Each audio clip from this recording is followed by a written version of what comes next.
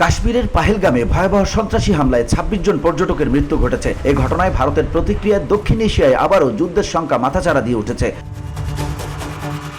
হামলার দায় পাকিস্তানের ওপর চাপিয়ে দিলেও এখন পর্যন্ত দিল্লি কোনো প্রমাণ উপস্থাপন করেনি। কিন্তু ভারতের সেনাবাহিনী ও সরকারের কড়া পদক্ষেপে এই প্রশ্ন জোরালো হচ্ছে, এই সংঘাত কোথায় গিয়ে দাঁড়াবে? শেষ পর্যায়ে কি পারমাণবিক অস্ত্রের ব্যবহার পর্যন্ত গড়াতে পারে?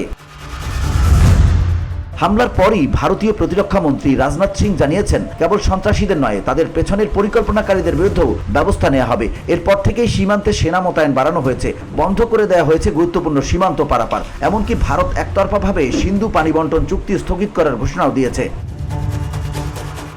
বিশেষজ্ঞরা বলছেন, দুই দেশের মধ্যকার উত্তেজনা যত বাড়ছে ততই বাড়ছে মিসক্যালকুলেশন বা ভুল হিসাবের আশঙ্কা। উভয় দেশের কাছে বিপুল পরিমাণ পারমাণবিক অস্ত্র থাকায় সংঘাত সীমিত না থেকে বিস্তৃত আকারও নিতে পারে। ভারতের সামরিক ইতিহাসবিদ শ্রীনাথ রাঘবন বিবিসিকে বলেন, 2016 ও 2019 সালে সীমিত পরিসরে হামলা চালিয়ে ভারত প্রতিক্রিয়া জানিয়ে দিয়েছিল। এবারের ঘটনাও হয়তো সে পথেই হাঁটবে।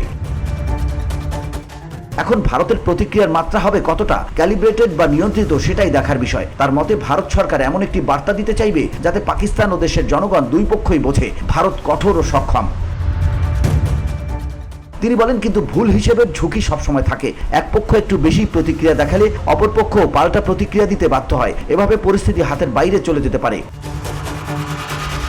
এর আগে 2016 সালে উরি হামলার পর ভারত সীমান্ত পার হয়ে পাকিস্তান শাসিত কাশ্মীরের সার্জিক্যাল স্ট্রাইক চালায়। এরপর 2019 সালের পুলওয়ামা বিস্ফোরণের পর ভারত পাকিস্তানের ভেতরে বালাকোটে বিমান হামলা চালায়। ওই ঘটনার পর পাল্টা প্রতিক্রিয়ায় পাকিস্তানও বিমান হামলা চালায় এবং ভারতীয় পাইলট অভিনন্দন বন্দী হন। এই দুই ঘটনার মতোই বর্তমান পরিস্থিতিতে সীমিত প্রতিশোধের সম্ভাবনা তৈরি করেছে।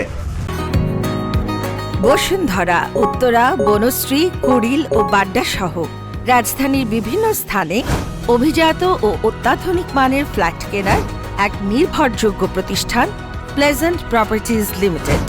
তাই আপনার স্বপ্নের আবাসনের জন্য আজই যোগাযোগ করুন। Pleasant properties limited, where destiny matches eventually.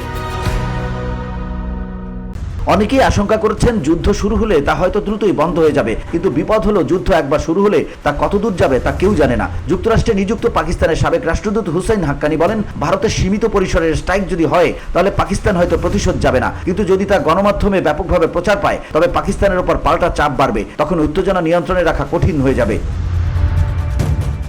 VOD Bangla news desk.